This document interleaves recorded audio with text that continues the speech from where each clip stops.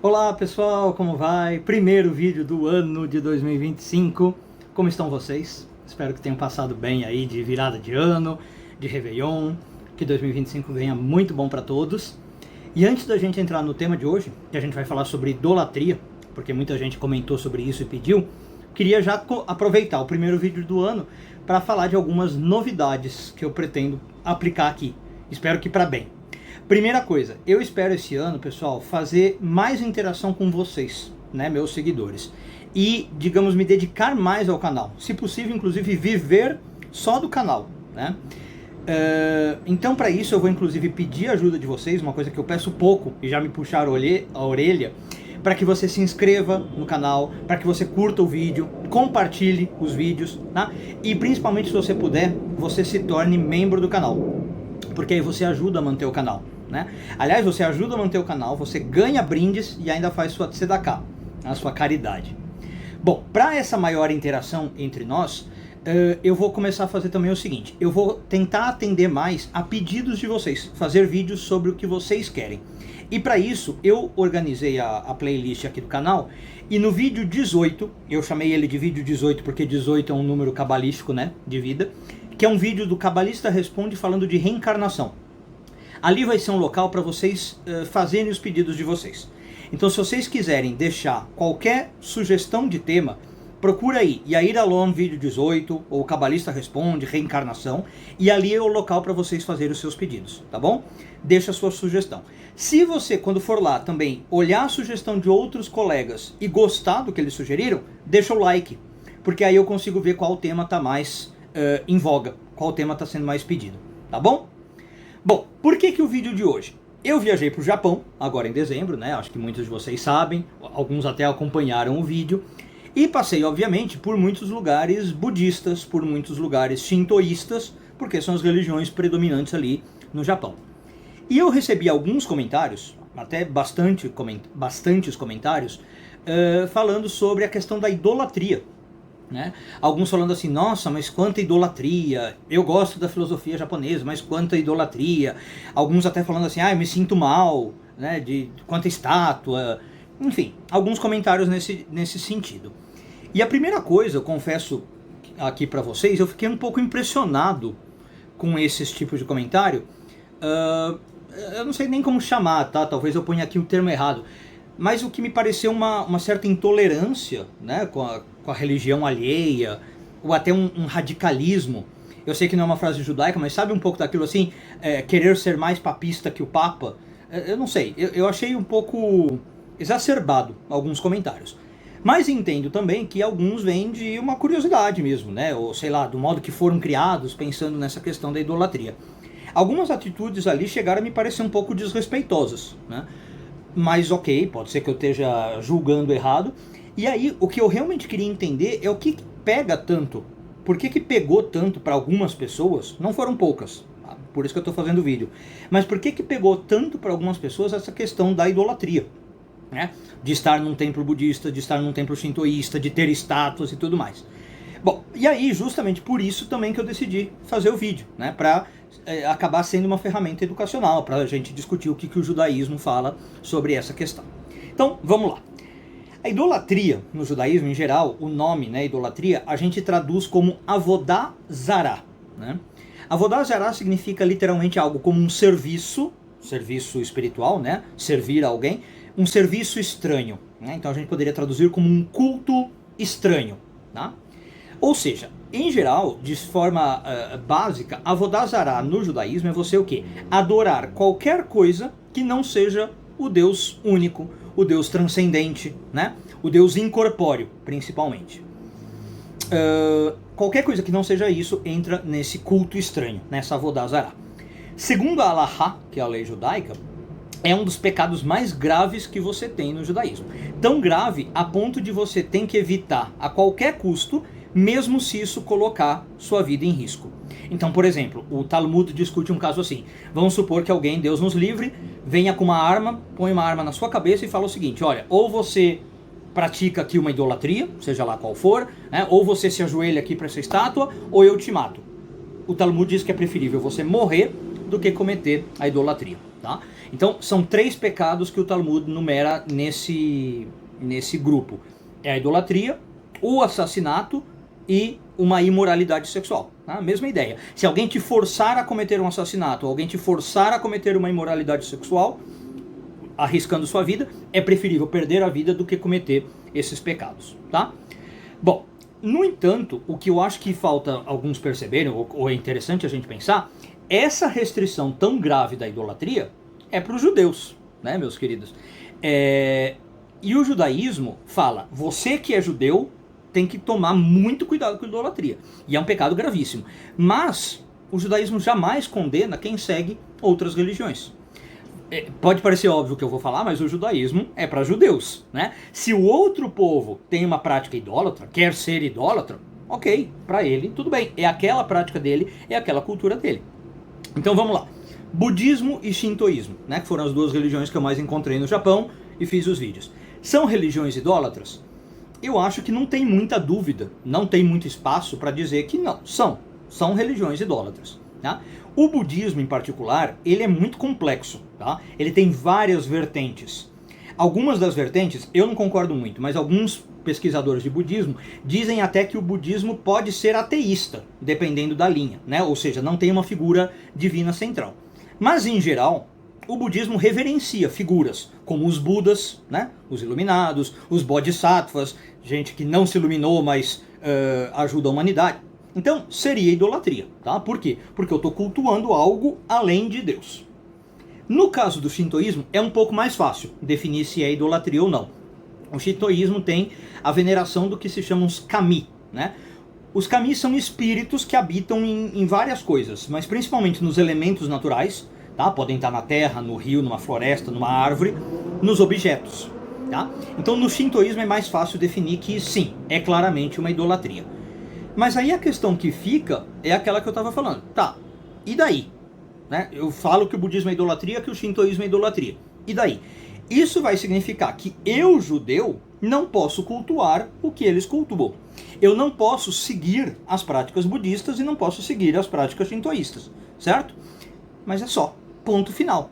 Se ao dizer que a religião deles é idolatria, isso vai implicar desrespeito com eles, preconceito, olhar torto, sentir que você é superior e eles inferiores, isso é proibido também pela Allahá. Isso também é um erro pela Allahá. Tudo bem? Então vamos lá. Voltando para a questão da minha viagem. Eu passei, obviamente, em vários pontos shintoístas, em vários pontos budistas, né? Em templos, em santuários, em locais sagrados para eles, tá? Assisti, inclusive, a um ritual do fogo sagrado, né? E postei aqui. E aí, como é que fica esse tipo de coisa? Pela Allahá, né? Pela lei judaica. Então, a primeira coisa importante a gente lembrar é o seguinte: quando a gente fala de Allahá, de lei judaica, é sempre importante lembrar de uma piada, mas é uma piada que é verdade, né? Que é aquela coisa, tem 2 judeus, 3 opiniões. Onde você tem 2 judeus, você tem 3 opiniões. Na lei judaica é assim, tá? Quando você quer saber como funciona algo na lei judaica, muitas vezes depende para quem você pergunta, a resposta vai ser diferente. Um rabino pode te falar uma posição e o outro rabino pode falar uma posição totalmente oposta, sendo os 2 judeus, obviamente. Bom, então assim, apesar dessas, né, diferentes opiniões, existe mais ou menos um consenso na lei judaica, que é o seguinte: um judeu não pode participar de práticas idólatras. Tá? O que significa participar de práticas idólatras? Aí já entra um pouco de debate. Mas em geral significa o quê? Agir ou participar ativamente em um ritual idólatra. Vou citar algumas coisas aqui, tá? Se prostrar, né? Ajoelhar, se reverenciar, às vezes não precisa ajoelhar, mas fazer uma reverência, alguma coisa assim. É uma prática idólatra. Oferecer qualquer tipo de coisa. Oferecer um sacrifício, oferecer alimento, oferecer um incenso, né? Fazer oferendas, em geral, é uma prática idólatra. Recitar, né? Recitar uma oração, recitar um cântico, recitar um mantra, que seja para alguma divindade, né? Geralmente é idólatra. Consumir alimentos que foram usados em algum ritual, tá? Principalmente o judaísmo tem muito problema com leite, com vinho, tá? Mas consumir alimentos em geral. Então aquele vinho foi consagrado a alguma divindade, alguma entidade. Já não é um vinho que você pode beber, tá? Isso geralmente é um consenso, todo esse tipo de coisa é proibido. Algumas autoridades, quando a gente entra na Lahá, que são do que a gente chama mais severas, né? Lehumra em hebraico, elas não permitem sequer você entrar no templo de outras religiões. Tá? Então eu lembro de alguns casos, né? Bom, tem alguns fenômenos já hoje na modernidade. Por exemplo, eu conheci um casal na penúltima sinagoga que eu trabalhava, que era um casal misto, né? O marido era judeu e a menina não, a mulher não. E aí tinha alguma cerimônia lá que era de algum membro da família da mulher. Eu não lembro exatamente o que ia ser numa igreja. Acho que era um batismo, né? Ou crisma, alguma coisa assim. E aí esse casal veio me perguntar, né, se eles podiam ir participar e ver a cerimônia. Tá? Dependendo da autoridade, se for uma autoridade mais severa, vai te falar o seguinte: não, você não pode entrar nem para visitar, nem para ir ver a cerimônia. Né? Já tem outras autoridades, que para mim, Yair, parece o mais lógico, vão dizer o quê? Depende para que você está indo no local de outra religião, no templo de outra religião. Né? Depende para que você está entrando lá. E, em determinadas circunstâncias, você pode ir. Então, quais circunstâncias vai dizer a lei? Por esses aqui que permitem. Né? Vamos falar assim, ó, depende do templo, tá? Talvez não todos os templos sejam permitidos. Depende da prática que se vai fazer ali. Né? Se for fazer talvez um sacrifício, é um pouco mais complicado. Se for fazer uma idolatria muito exposta, talvez mais complicado. E o propósito da visita, né? Que para mim é o fundamental. Aliás, não para mim, para as autoridades é o fundamental. Então assim, se o propósito da visita é, como nesse caso que eu falei, para comungar socialmente, vamos chamar assim, né? Você foi convidado para o casamento do seu amigo na igreja. Você foi convidado para a cerimônia de batizado do sobrinho, não sei. Tem alguns rabinos que vão falar o seguinte: pode, porque você está indo para, digamos, um evento social, mas você não vai tomar parte ativa naquele ritual. Tem autoridades que vão falar: não, mesmo assim, não pode. Tá? Já fica um debate. O segundo propósito possível é o seguinte: se o propósito da visita é, vamos chamar, educacional, né? Cultural, turístico, como foi o meu caso em particular no Japão, muitas autoridades vão dizer que tudo bem. Nesse caso, você pode entrar nos templos de novo, desde que não haja participação ativa nos rituais. Né? Então, se você vai visitar lá um local, pelo valor histórico dele, pelo valor cultural, pelo valor antropológico, etc., né? Que no meu caso foi o que eu fiz, ok. Tá? Então, mesmo quando eu participei do Ritual do Fogo, que eu falei, que eu gravei, eu participei entre aspas, né? Foi no que a gente chama na Lahá num sentido totalmente passivo. Eu fiquei ali como espectador. Né? Eu não ajudei a acender o fogo, eu não cultuei o fogo de qualquer modo. Não sei se vocês viram o vídeo, tinha uma plaquinha de madeira, que você escreve o seu desejo, você joga a plaquinha lá no fogo para queimar. Eu não fiz isso, eu não escrevi o meu desejo. Né? Então eu fiquei totalmente como espectador. Tá? E aí algumas autoridades vão falar que tudo bem, alguns vão falar que nem isso poderia. Tá? Então, em geral, a lei judaica proíbe participar ativamente de um ritual religioso idólatra. Mas a mera presença passiva, sem envolvimento, vai ter, eu diria que algumas autoridades que aceitam. Talvez metade das autoridades aceitam e tem outras que mesmo assim proíbem. Tá? Então, como eu falei, me chamaram para um casamento, me chamaram para um funeral realizado numa igreja, num templo. Algumas autoridades vão falar, tudo bem. Tá? Desde que você não participe ativamente, desde que você não vá fazer nenhuma reverência, não vá recitar nenhuma oração junto, e tem outros que já vão falar, melhor não. Tá? Bom, saindo um pouco dessa discussão, só para trazer aqui uma perspectiva também histórico-filosófica, eu acho interessante pensar em algo muito legal que o Rambam disse sobre a idolatria, o Maimônides, né? E ele é uma das grandes referências, tá? Quando a gente fala de idolatria.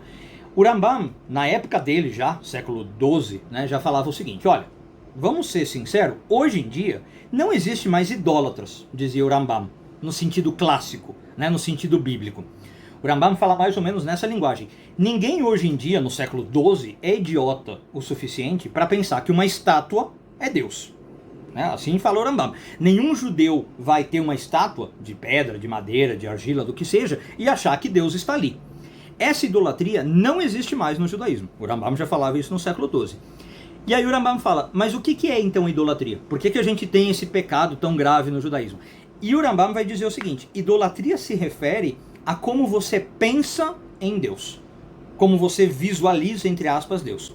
E o Rambam diz, se você pensa em Deus de uma forma humana, corpórea, né? Se você acha que Deus tem mão, tem braço, que ele age, que ele pensa, que ele se arrepende, sei lá. Se você põe qualquer atributo humano para Deus, isso é idolatria. Então é muito interessante que na visão do Rambam, né, ele tira a idolatria do sentido dos atos, tá? E ele põe muito no sentido da crença, do que você pensa, né? Então, pelo Rambam, e ele faz essa crítica no livro dele, Mishneh Torah, você pode ser um judeu praticante, perfeitamente praticante, faz os jejuns direitinho, faz o Shabat direitinho, faz todas as orações do dia e ser idólatra, porque você pode ter uma visão humana de Deus, né? Por exemplo, o Rambam fala assim, se você reza e acha que Deus ouve as suas orações como um ser humano ouve alguém falando, você é um idólatra. Não importa que você seja um judeu 100% kasher. Interessante pensar isso, né? Claro que depois vai ter muita crítica ao que o Rambam fala. O Cordoveiro, por exemplo, no Pardes Rimonim, né, que eu lancei recentemente, critica essa postura do Rambam. E ele fala, não, tem gente que tem essa visão de Deus porque é leigo, porque não estudou sobre filosofia, teologia, não é erudito. E não significa que essa pessoa necessariamente seja idólatra. Mas enfim, não vou entrar aqui na discussão. A Kabbalah vai dizer o quê? Que tem isso, de fato, né? Uma pessoa, se ela humaniza Deus, se ela corporifica Deus, ou antropomorfiza Deus, ela é idólatra. Mas, de novo, o essencial para Kabbalah, como sempre, é a intenção. Por que você está fazendo certas coisas? Então, de novo, para que você entrou naquele templo? Né? Para que você está comendo uma certa comida? Para que você está recitando uma certa coisa? Se a sua intenção é idólatra, você está sendo idólatra. Se você está fazendo assim, por outro motivo, que não tem nada a ver com isso, fique tranquilo que não está sendo idólatra. Bom, então é um videozinho aqui curto, pessoal, né? É isso. Espero que esse vídeo tenha ajudado você a entender melhor, um pouquinho, o que o judaísmo fala sobre a idolatria.